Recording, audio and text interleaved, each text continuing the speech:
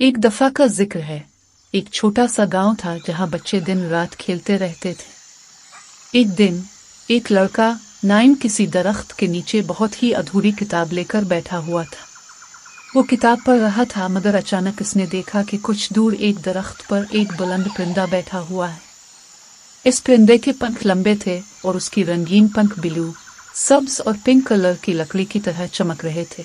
लड़का इस परिंदे को देखकर हैरान हो गया। उसने किताब छोड़ी और इस परिंदे की तरफ देखते हुए पूछा, तुम कौन हो और तुम इतने खूबसूरत परिंदे क्यों हो? परिंदे ने हंस कर जवाब दिया, मैं एक फंताजी परिंदा हूँ और मेरे पंख मुझे खूबसूरत बनाते हैं। मैं इन बच्चों की दुआओं को सुनकर अपने पंख बनाता हूँ जो कि ख्वाबों के परिंदे होते हैं।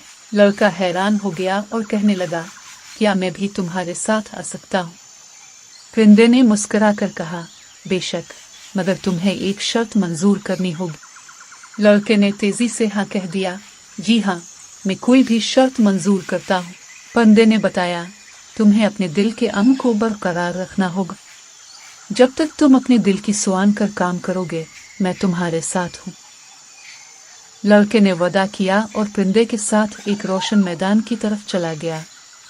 उसने अपने दिल की सुनी और उसके ख्वाबों को पूरा करने के लिए मेहनत की। परिंदा हमेशा उसके साथ था और उसकी रहनुमाई करता रहा। ऐसे ही लड़के ने अपने ख्वाबों को हकीकत बनाया और खुशियों का सफर तय किया। वो सच्चाई और मेहनत के रास्ते पर चलकर अपने मकसद तक पहुंचा और उसकी दुआओं को परिंदे ने हकीकत बना दिया। इस कहानी का सबक यह है कि अगर हम अपने दिल की सुने और मेहनत से काम करें तो कोई भी ख्वाब हकीकत बन सकता है।